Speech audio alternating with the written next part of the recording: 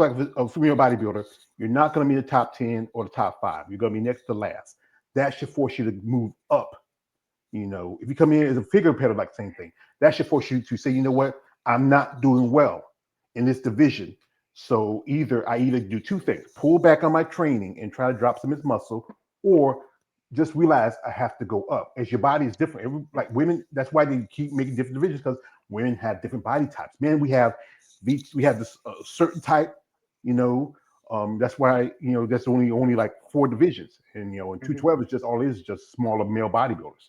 And that like 212 is going to phase out. But what I think, another thing that I think would help, or I wish I would see change, What? is like double champs or double pros. Like if she goes pro in this division, don't let her go pro in another one. Move the competitors up. It's okay, I guess, twice, but like at North Americans, if you go back and watch and go look, there was a girl that went pro like 4 or 5 times, which is crazy. Not somebody that I interviewed a lady. Her name is Stephanie Herrera. She did North Americans last year. She got 3 pro cards. She See, got that's 2. crazy to me. I feel like once you get one, Yeah, 2 in we're figure, done. 2 in figure, for 2 different classes in figure, and 1 in physique. And even also, this is also one thing I talk about is when you have this weekend, uh, Andrea Shaw is going to be the Rising Phoenix. She's in the world. She does that show because hey, it's the Rising Phoenix, and that show. I got to always shout out to the guy who promotes women's bodybuilding, my man Jake Wood. Yo Jake, I want that money. I want that gun. I can't help myself. I do that every time I see him. I actually saw him when I was at Savannah a couple of years ago. You can talk to him. If I ever get to see him face to face, I'm going to do it. I say, yo Jake, because I'm crazy. I know that, but you see somebody coming in like you feel like the Taya Cuejo or Jessica Ray Padilla or a couple of ladies who already got the Olympic qualification, then bump it down to you can keep the prize money, but the qualifications goes to the first runner up. But they won't do that because it feels like it's a consolation prize. Yeah. But it makes more sense. And I know somebody said it's about competition, yeah. But then if you work hard and train, and then you see somebody who's been a Miss Olympia in the past, who's been the top 3 in the Olympia, come in, it can be a bit discouraging because this sport can be mentally, physically, emotionally, and again financially draining for anybody. Well, and it's confusing when you also see these women go pro in 2 divisions. So what's the look? Because she went pro in figure and wellness and physique, and these are all different looks. So what's the look for each category? And that's what I'm saying.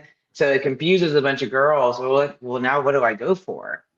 Like, what look do I go for? Because she just went pro in all these in 3 divisions that are all very different.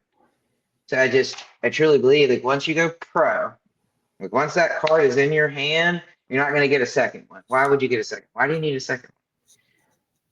Move all the placings up from prejudging or something. I don't know. I just think it's absolutely wild, like hearing the words double, triple, quadruple pro. And it's also confusing to the look that women are trying to obtain. The thing is, it's a money thing for us promoters. That's why they do That's why they do crossovers. That's why Fit Model's not doing crossover. If you cut out the crossovers, kind of like. So is that true? Like once a Fit Model goes pro and Fit Model, she can't.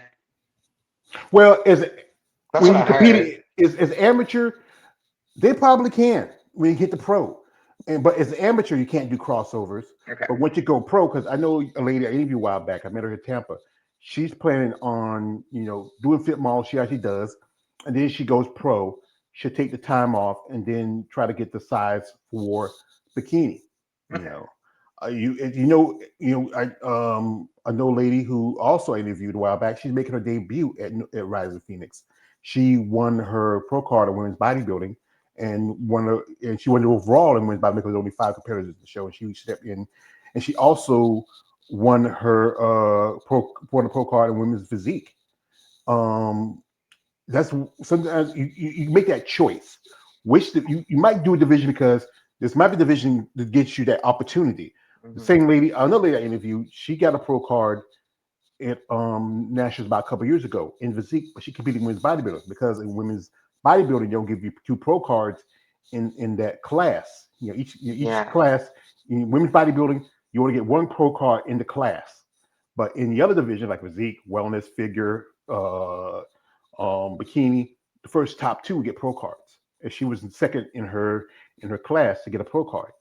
And then she decided that she wasn't going to do physique. She wanted to do women's bodybuilding. It's up to you as a competitor. You say, hey, this is just something to get you a jumping board. And you feel Mhm. like, you know what, let me take the time off and maybe grow a little size and work on my conditioning and bring in my details and stuff like that. Like when you're training, what's that body part you feel like you need to work on the most and the one that says like, this is my shit? Glutes is what I need to work on the most because I'm very quad dominant. Um, this is my shit would be my quads. I'm like literally front, like opposite ends here. So I learned how to squat quads, and I mean, I just that is what we are targeting for the next year is like that and just overall thickness and just getting bigger everywhere. But my glutes have to come up, and I mean, and one of these reasons being is because I was obese at one point in my life. Um, and there is loose skin there. I got to fill it out, and I need to fill it out with pure muscle. So that's, I mean, I know that's a huge focus of ours going into this off season for sure. And they have to get bigger. I mean, I don't have a choice. Yeah, that's the thing is, I can it's get them shredded, and they'll be feathering all day. But there's like, and I know you're not really judged much on loose skin, but there is still that like, I mean, you can see it.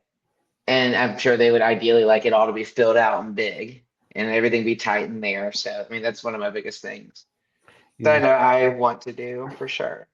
I know a lot of ladies who get into bodybuilding, especially after they lost a lot of weight, because you're gonna always like. I can tell you one thing. That's one because if I lose a lot of weight, I have this thing to look around, and the surgery is expensive. They tell you It is. It it's is. I mean, I have loose skin on my stomach too. and plus you It's had a not bad, baby. but Yeah, stretch marks also like a lot of ladies who do. I know ladies who have great. Everything looks great, but then they always have the issue because if they had children, depending how many they had, or if they had like maybe you had one child but was really big. How big was your boy when he was born? What was his weight? 9 pounds. I'm beating by 2 pounds. I was 11. He was big, and I was 40. I was almost 42 weeks when I had him. Ooh, well, I was large. And I've also done some research. Sometimes stretch marks can be like hereditary. Because I know a lot of women who were just like out to here, pregnant, and then have the baby and no marks at all whatsoever. And then I got tiger stripes for days with my boy, for days.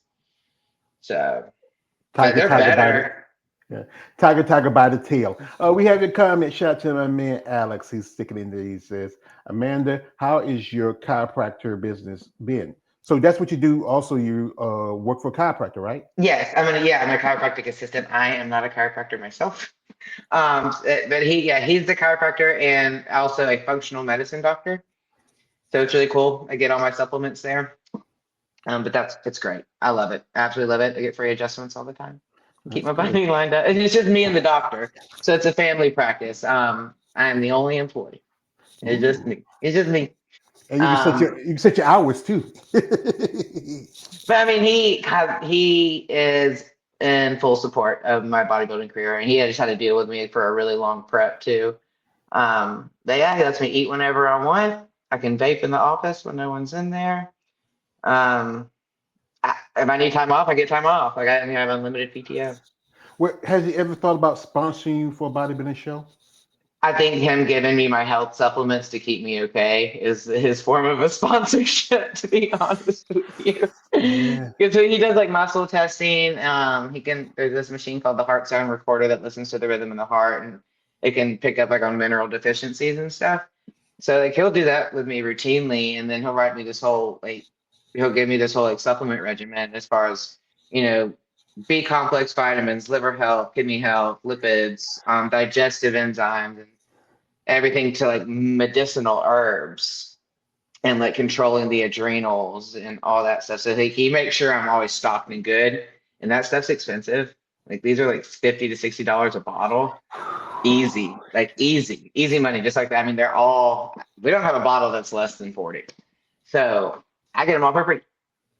So That's that's good. kind of like his little sponsorship because he doesn't provide healthcare Oh, because he thinks, big pharma. He's like anti big pharma, which I don't blame him.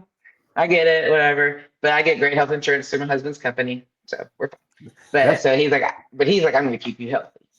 I'm going to make sure you never have to go to the doctor. I'm like, all right, Dr. Bob, lay it on. well.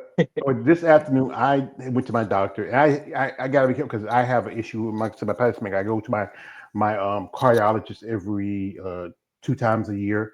I go to my regular doctor at least every 3 months. You know, I understand some people are their fears about it, but it's good because there's some things that we may not know about the human body. It's a mysterious machine.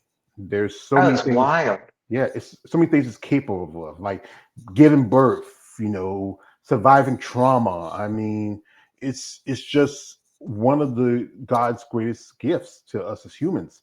But it's good to make sure you get taken care of. It's good to make Oh, sure, I have a doctor, trust me. yeah, it's good, She is great. especially for a woman, because I you need need your one. you need a lady doctor. So, Mhm. yeah, and Yeah, sometimes she's not. great. Yeah, it's good. So when you're training, like I said, what's that favorite training that you love to do, especially your husband puts out your plan, and what's that one that says, "Baby, I don't want to do this shit." Why don't I do this shit? Arms and shoulder arms. Fucking hate training arms. It's because it's so boring. And if I just and I'm done so fast. And you just, all right, I'm done. But as far as like what I love, it's like the love hate with legs. Like, I'll say if you love legs, you're not training hard enough. But I love the post feeling after legs, like the sense of an accomplishment after legs. I fucking hate it when it's happening and when I'm doing it. It's not fun, but it's like the aftermath of like I just did that, and that was like the hardest thing ever because it is challenging. I mean, to properly train your legs, and my husband's a form Nazi for sure. He wants it executed perfectly, which has benefited me tenfold. Um, and I think it's a true privilege to be able to be trained by him because he just brings out a different kind of animal in you that you didn't know you had. You can't replicate it. I have tried to replicate that feeling and intensity by myself. Impossible. Ask anyone who's ever trained with him. It's impossible. So when you have that, especially on a day as challenging as legs, it's a whole different feeling after the fact. You're like, that was the shit. And if you're in the off season, I deserve a Reese's after that. Like, I deserve this. Like, I just look what I just did. But yeah, so that's. I mean, I love it. Again, it's a love hate with legs. You're like, here we because I almost get nervous to train legs, which I think is a good thing. Because I hope this bar goes up. Let's That's go. that's the thing. Legs is the almost everybody hates legs. Also, some have loved doing legs. I call anybody who say you love doing legs, you are a masochist. You are a sick freak. You're a Well, that's what mutant. I'll say. Like, you're not training them hard enough. If you're just like, yeah, I get to go train legs today, you're not training hard enough It's the because pain. it should hurt so damn bad. You should. That's why I love the aftermath of it, like Yeah, the after feeling of like that sense of pride and like I did that shit and I finished it all the way through. yeah. Sometimes you feel Yes. like it's that. I remember this episode of the Chappelle Show with Charlie Murphy talking about how Rick James came to Eddie's house and he messed his couch and he beat his legs, and you see Dave Chappelle crawling out like say, "What my legs, Eddie Murphy?" That's how somebody does feel. So like it's like they're getting beat up by Charlie Murphy and Eddie Murphy in their legs. But Mm-hmm. yeah, that's the process. It's about you want to work on your strengths as much as your weaknesses. Arms, even though it's not as important for you in figure, you still have to bring that condition. You want that nice Yeah, I mean look to it. shoulders too. It gets Shoulders. like shoulders are annoying because they're so tiny. And there's only like a couple movements you can do. So it's like you're you're done really quick. And I don't know. I mean, again, it's fun. Like a shoulder pump's fun. Like that's always cool to see. And like the imagery, like the image of it, you get to take some cool photos. But like as far as like I like to be challenged in the gym. And the most challenging body part to train is your legs, in my opinion. I mean, anyone can train shoulders. So that's why it's just, I guess, quote, boring. Do I execute it with intensity as much as I can? Absolutely. But it's like, I did shoulders today. I'm okay. Yeah, yeah. I He survived it, did He said, it. "I did it," like Rocky Balboa. I did it. I did it. Yeah. But one thing I offer ask you, ladies, is being a big man like myself. Hey, as you mentioned again, you are a foodie. Share with me, Amanda. Where is that thing that made you stranger but make you stronger? That thing that you desire, especially right after the show. Like, what did I eat? Oh, I ate a half a chocolate cake. My birthday's in June and my husband's is in July. So we missed both of our birthdays. And this prep in particular, and actually all of them, I've never been like, I gotta have Chick-fil-A or I gotta have, like, I never crave it. You can eat it in front of me. You can eat a pizza, burger, fast food in front of me. And it never phases me. It's sweets. All right. And I wanted a chocolate cake for my birthday. Obviously, I didn't get it. And then, like, my brain hyper fixed on a chocolate cake. I was like, that's all I want. That's all I could think about. I was like, this is literally all I could think about. And I just started, I was like, you know what? As soon as I step off stage, I want to walk up to the hotel room, sit on the floor, and just palm it. Like, I want to palm a cake. And I did. I did it. I cut a quarter and just ate it. It's like that movie Matilda. You're like that boy Bruce. He's eating the cake. Come on, Bruce. you know, I wanted to recreate that, and I did. And then we walked a mile and a half to dinner. Yeah, I walked it off. like I said, everybody has their favorite, especially you have a good cheat meal. Typical or burger and fries, something like pizza. A lot of ladies like sweets. I have heard a couple ladies say they love sushi. Ma'am, I'm Sushi is not a cheat meal, and I cannot, it is, but I can't get behind it being a cheat meal. It's more like a refeed, you know? It's not like, I have a hard time feeling like I'm cheating with sushi unless it's like a platter for four without, or now we're fucking up. That's a lot. Um, but it more so feels like a refeed to me. But a lot of people don't know sushi is very parasitic and mhm. awful for the gut. So, like, be careful eating it.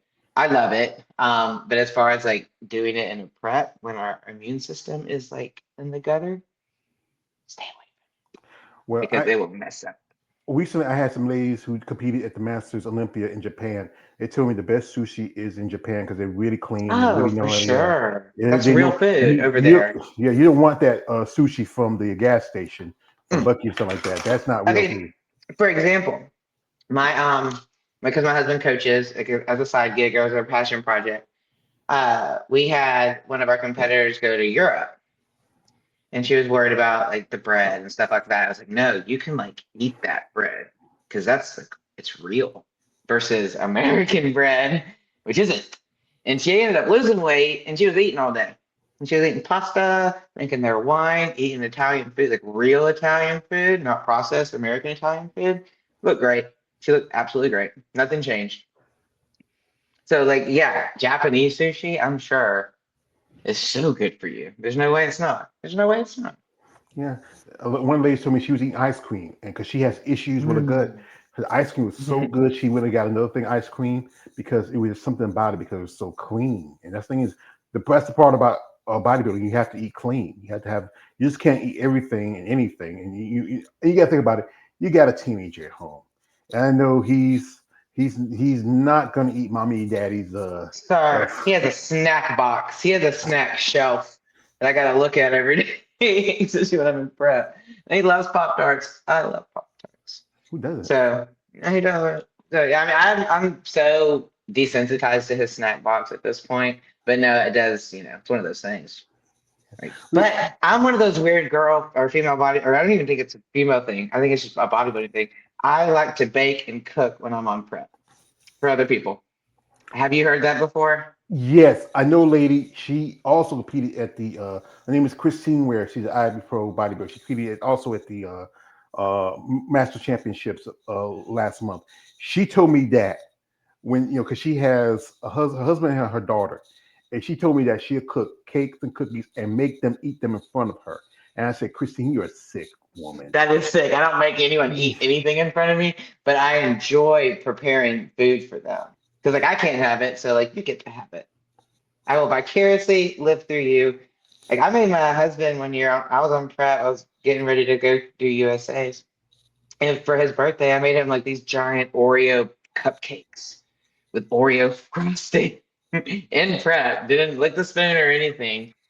But I mean, I enjoyed doing it. It didn't even bother me. I'll go get them fast. Like, I've gotten to get the boys fast food before in prep, and my whole car smelled like Chick-fil-A.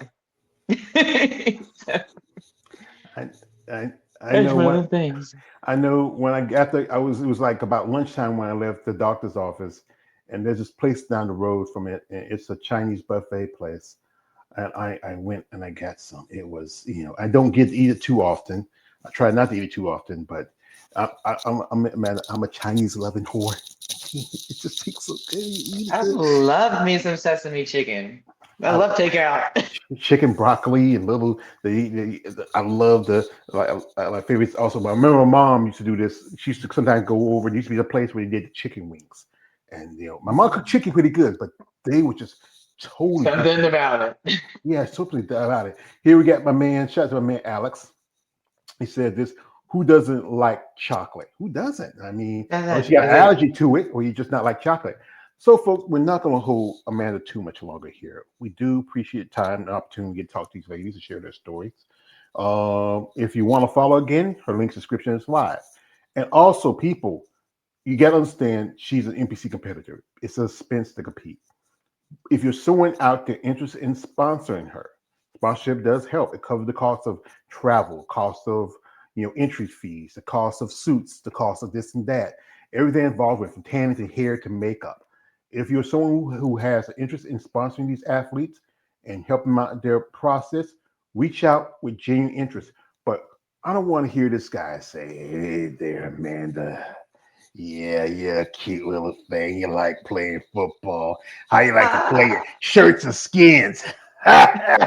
No, you sick freak. out of Yes. here. This is like you do this says Miss Ridlehover. If I got any right, so I want to apologize, ma'am. We have a company and we are interested in helping athletes achieve their goals. So if you are interested in being part of our company and being an ambassador, if it's something that helps in your process, it's something that you can use, if it's something you feel like can help you evolve as a bodybuilder, as an athlete, we are happy to help you. But we have to understand that this is a give and take relationship. And if this works out for both of us, I think we can guarantee you a great future. So let us know if there's something that you work with. If you like the plan and it's something that you feel like you are sure about with us, then let us know. We're happy to help Absolutely. you. Yeah. So we have here, this is from Chris. He says he's hearts and the Brazilian flags and kisses. So he must not speak English. Thank you, brother. So folks, like I said again, we do appreciate the time she give us here to talk with her. Share her story. We wish her best of luck. Like I said, folks, I've often said this is a tough sport. This is not a sport for every. If you don't have the discipline, the patience, the consistency, the drive to do this sport, don't do it. I remember back in the day, bodybuilding used to be on television, but now you can see, pillow fighting and cornhole now. You know, yeah. Actually, this is true. I was like, Yeah, pillow house. fighting. I'll never forget when I saw pillow fighting. I was like, this is real. That's okay. Yeah, Wow. yeah. I mean, it's crazy. I've actually one time somebody sent me this. They do like equestrian, but not with real horses. They do little hobby horses with the little heads. It's real. And like Yeah, ESPN, the Ocho. Like, I mean, what the heck? Like that movie, Dodgeball. Dodgeball. I would because you do get to move around, you play with balls, whatever. But the other ones like cornhole and that and pillow fighting. axe throwing. Like, Well, that's been very popular because that's the lumberjack stuff. They do the action, they do the sawing, they do the climbing the thing. That's a little bit more active, I would say. But because you go by popularity, because bodybuilding gets this finger pointing it because you use performance enhancers, y'all big muscly freaks. But then you look at other sports, like we know, MMA fighters who get busted for taking steroids and peds. Same thing with football players. Same thing with any mhm. athlete, boxers, fighters, professional wrestlers, even though that's not Well, technically a sport. I mean, Yeah, but I mean, in the like the BJJ world, they all run gear, every single one of them. Hmm. Because they're not the UFC. It's like Matt, what's that? Ryan Gordon, that BJ. All right, so then Brazilian Jiu Jitsu, they all run it. They are all enhanced, every single one of them. I don't know if they show it on like TV though. It's always on YouTube. Yeah, I know. Like I said, there was one lady, Raquel Pennington. She got busted at least 2 or 3 times. They kept her Did she finger. really? Yeah, I didn't know that. I think she's finally retired. I think she's doing something else now. She might be doing bare knuckle, maybe just coming around. She was one of the first group of Mm. ladies that started UFC in the I know who Raquel is. yeah, yeah, in the yeah, and because that's the reason why bodybuilding gets because, but again, like I've been told, George, they tell me if they don't follow the diet, they don't be persistent, they don't be consistent, and they don't be disciplined, you're not going to build a muscle at that level. It's You impossible. you can take the shit all you want, but if you don't follow those guidelines, stick to the diet, work out, and train, you're just going to be just a big blob full of gear. Yeah. Like you can match Chris Bumstead's cycle and you're not gonna look like him. Doesn't mean you're gonna look like him. If you don't put in any kind of work, it's not magic. Yeah, I remember I saw Derek Lundford when I was in Tampa. I didn't know that dude. That's short. And look at him. Guys like him, and also Samson, Big Ramy, Heidi. Yeah. A lot of the guys, Nick Walker. Look at those guys. They still have to work out and train. It's not Yeah. as easy. Like Ronnie Coleman said, I guess everybody want to be a bodybuilder, but no one let his heavy ass weight. No one wants to lift heavy ass weight or diet. Yeah. No one wants to hear that either. So, what would you want out for bodybuilding for yourself towards your future? I mean, obviously the ultimate goal is to win and go pro. Check that off my list. I will always bodybuild, whether it's competitive or not. It's such an ingrained lifestyle. It saved my life. I used to be a heavy drinker, heavy drug user, like not the cool kinds that make you look cool, the ones that make you look ugly. Um, and so for what I want, like what I want out of bodybuilding is I just want it to stay. I'm going to keep it around forever. Again, I'm always going to train like one because I have a huge sense of pride in my training. Maybe not always eat like one because I love food so much when I'm not competing. Um, but I mean, no, I mean the ultimate goal would be to like because I truly believe I belong in the pro leagues. I believe that my work or my effort could put me there. Um, and I would love to do a debut and compete there and see where I fall. But it's just going to be something that's a part of me forever, and I'm always just going to keep it. So that's what I'm going to always have with it. Just again because it's structure. Human beings need structure, whether they want to admit it or not. We need it, and to have something where you don't got to think, like especially with food, like a meal plan, you just all right. This is what I'm eating every single day, and you can like doctor it and customize it, make it taste a little different. Um, it just makes life easy to where you can do your other things you enjoy and not stress about that. I mean, I love it. I love the lifestyle. It's kept me on a path that I don't go out and party. I don't drink myself to sleep. I don't do drugs. Um, and it's just like it's such a there's such a clarity there, especially when you're dieting hard. Um, and like the mental focus you achieve, the discipline you achieve, the self-confidence you achieve. It's a not a lot of people are confident in themselves, truly confident. And when you can achieve that and have that and walk around knowing like I'm a bad motherfucker, that's powerful, and if that's something like this sport can give that to you, and you can take it with you and put that into your life, your work life, your marriage, and always have that kind of discipline and effort into all these different facets. I mean, you're going to be unstoppable, or you're going to have a happy life. I mean, like you're going to go with emotions all the time, which is great. So yeah, no, it's a game changer, competitive or not. Hmm. Like you want to prove yourself about who you are as a person, as an athlete, how you evolve, how you grow. You know, so the risk is more than the reward in some cases. But if you're willing to push those limits and see how, If you're smart about it and you have yes, a good coach that gives a fuck about your health, You can come out of this sport and still bodybuild and still be healthy.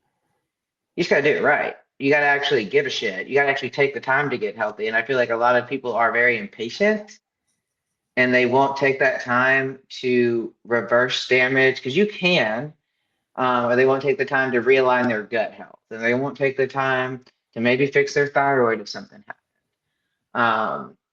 Because of the we as humans, like